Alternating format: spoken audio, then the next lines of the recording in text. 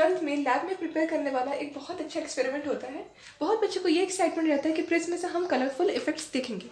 सो prism से आपको colourful effects कैसे देखने को मिलेंगे, आपका जो फॉर्मेशन रहेगा, scattering of light, dispersion of light का जो थ्योरी रहता है वो कैसे होता है, ये आज हम समझेंगे। सो ये बेसिकली आपका नेचर में एज अ रेनबो, हमको एक रेनबो फेनोमेना से देखने को मिलता है। सो रेनबो होता कैसे है, जब वाटर मतलब लिक्विड ड्रॉपलेट्स जब गैस के साथ फॉर्म करते हैं सन रेज के साथ, तब आपका जो रेनबो है मतलब स्कैटरिंग ऑफ लाइट इफेक्ट है वो हमको बहुत अच्छे से देखने को मिलता है। सो उसी चीज़ को हम आज इन फिजिक्स समझेंगे, और इसके ऊपर जो चैप्टर होता है वो भी आपके बोर्ड से रिलेटेड है और बहुत इंपॉर्टेंट है। सो आज हम पढ़ेंगे कि प्रिज्म एक्चुअली होता क्या है। सो प्रिज्म पढ़ने से पहले हमको ये देखना है कि प्रिज्म का जो डायमेंशन है, डायरेक्शन है, जो शेप है उसका, वो किस तरह से बना है।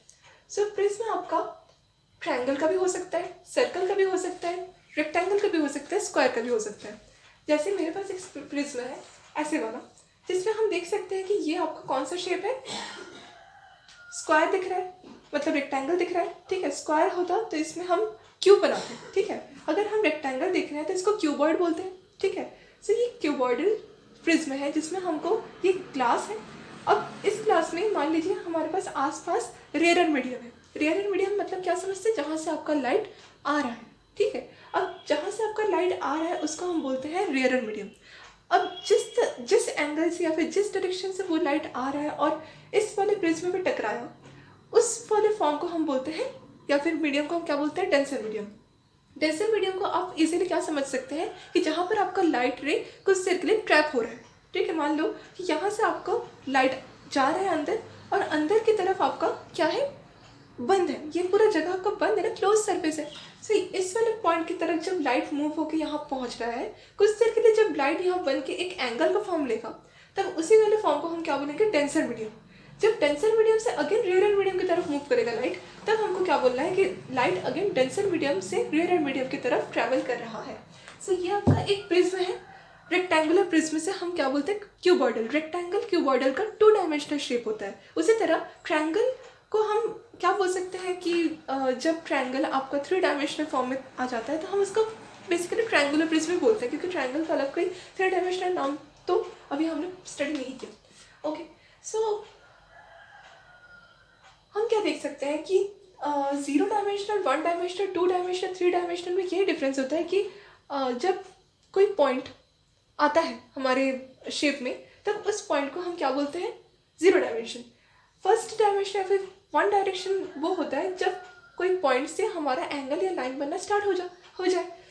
सेकेंड डायमेंशन वो रहता है जितने प्रकार के शेप्स हम पढ़ते हैं बचपन से, स्क्वायर, सर्कल, रेक्टेंगल, ट्रायंगल, उसे को हम बोलते हैं 2 डायमेंशनल। ठीक है, अब जब वही डायमेंशन मतलब 1 फेस होता है 2 डायमेंशन के, सो हम उसको पढ़ते हैं एज सिंपल, हम उसको सामने से पढ़ते हैं। ट्रायंगल में जब हम पढ़ते हैं कि उसका जब डायमेंशन आ जाता है 3 डायमेंशन, तब वो बेसिकली हमको प्रिज्म देखने को मिलता है।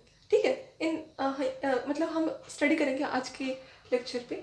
सो हम पढ़ेंगे कि कितने प्रकार के ट्रायंगुलर प्रिज्म होते हैं। ठीक है, सो प्रिज्म आपका बेसिकली इनिशियल और फाइनल पोजीशन का आइडेंटिकल फॉर्म होता है। ठीक है, सो ये हमको डेफिनेशन अच्छे से याद रखना है कि जो प्रिज्म होता है उसका नेचर 3D होता है, पर हर 3D सॉलिड नेचर में प्रिज्म नहीं होता।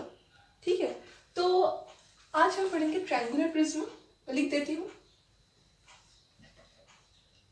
ओके, सो ट्रायंगुलर प्रिज्म के कुछ दो प्रकार होते हैं, मतलब 2 टाइप्स ऑफ ट्रायंगुलर प्रिज्म का हम एक्सपेरिमेंट कर सकते हैं। सो मेरे पास तो ये क्यूबॉइडल प्रिज्म था, पर ट्रायंगुलर प्रिज्म आपको प्रैक्टिकली करना है, जिससे हम स्कैटरिंग ऑफ लाइट का इफेक्ट देख सकते हैं।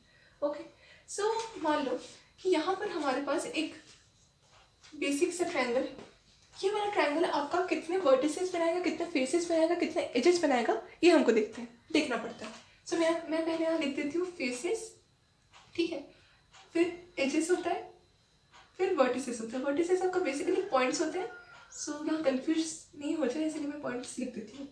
ठीक है, एजेस मतलब कितने लाइन सेगमेंट्स है इन दैट स्ट्रक्चर, और फेसेस मतलब तो पता ही है उसकी एरिया। ओके, सो यहाँ से हम कौन से वाले बना रहे हैं, जिसके मतलब जितने इसके एजेस वर्टिसेस होंगे उतने से हमको और एक बढ़ा देना है, जो इसका लॉन्गिट्यूडनल स्ट्रक्चर बनेगा, ठीक है।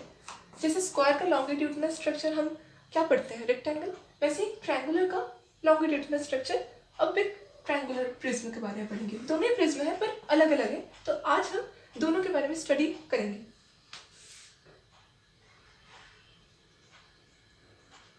अच्छा, ये आपका एक प्रिज्म का स्ट्रक्चर बना। अब ये प्रिज्म में हम देख सकते हैं, एक और प्रिज्म बना देते हैं जिसके बारे में हम दोनों में डिफरेंस कर सकते हैं। मैंने बना लेती हूँ।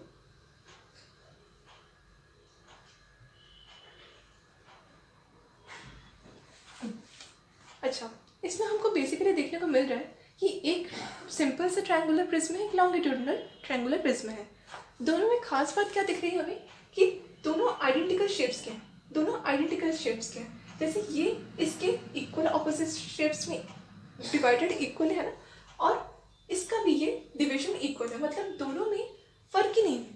मतलब इसको मैं चाहूँ ऐसे भी रख सकती हूँ, मान लो कि इसको, मान लो कि ये वाला मैंने बेस समझा, ठीक है, इस वाले प्रिज्म का ये मैंने ऐसे रखा, इसको मैं चाहूँ तो ऐसे भी रख सकती हूँ, ठीक है, ऐसे भी रख सकती हूँ, ऐसे भी रख सकती हूँ। वो डिपेंड करेगा कि आपका मेजरमेंट कैसा आप ले रहे हो, ठीक है। अच्छा, तो हम फेसेस, एजेस, वर्टिसेस दोनों प्रिज्म में पढ़ लेते हैं पहले। सो इसमें कितने फेसेस हैं, मैं लिखती हूँ इसके लिए फेसेस, एजेस एंड वर्टिसेस। ये पूरा प्रिज्म के बारे में स्टडी कर रहे हैं हम। अच्छा, एक प्रिज्म, ये वाले प्रिज्म का, ये फर्स्ट स्ट्रक्चर, ये सेकंड स्ट्रक्चर, ठीक है। ये वाले प्रिज्म का हमको एक यहाँ से देखने को मिल रहा है, एक यहाँ से, मतलब दो तरीके से पहले बंद होगा, देन अगेन 2 लाइन सेगमेंट्स चाहिए रहेंगे इसका क्लोजअप करने के लिए, ठीक है। और बाकी 2 आपका मिक्स हो जाएगा, तो इसको हम नेगलेक्ट कर सकते हैं। सो आपका ये एक फेस, ये एक फेस, और 2 तरह से जुड़ने वाला, अगेन 2 ऑपोजिट फेसेस। देन नीचे से आपका बेस, और यहाँ से एक आता हुआ, एक जाता हुआ। सो हमको यहाँ पर total 5 faces in this prism दिख रहे हैं। एजेस मतलब क्या होता है, कितने इसमें लाइन सेगमेंट्स हैं। सो इसमें हमें 1 2 3 4, 3 यहाँ से, 3 यहाँ से, 6 हो गए बंद करके। अगेन नीचे से 2 लाइन सेगमेंट्स, कितने हुए, 6 7 8। तो मैं यहाँ पर लिख सकती हूँ there are 8 edges in this prism, triangular prism. Again vertices मतलब क्या होता है, पॉइंट, मतलब इसमें कितने पॉइंट्स हैं, ठीक है। तो हम काउंट करके देख लेते हैं। जैसे इसमें हम कैसे बन सकता है, एक ऊपर वाला, एक नीचे वाला, एक इधर वाला, मतलब 3 3 6, 3 3 6। तो इसमें टोटल 6 है, बाकी दोनों लाइन्स के तो उसके पॉइंट्स मिक्स हो गए। तो 5 फेसेस, एजेस 8, वर्टिसेस 6। इस वाले का समझते हैं कितने फेसेस हैं। अच्छा, 2 ऐसे जुड़ रहे हैं और 2 ऐसे जुड़ रहे हैं, ठीक है। मतलब टोटल हमारे पास कितने हैं, इसके पास 1 2 3 4 5। अच्छा, कॉमन क्या दिखा,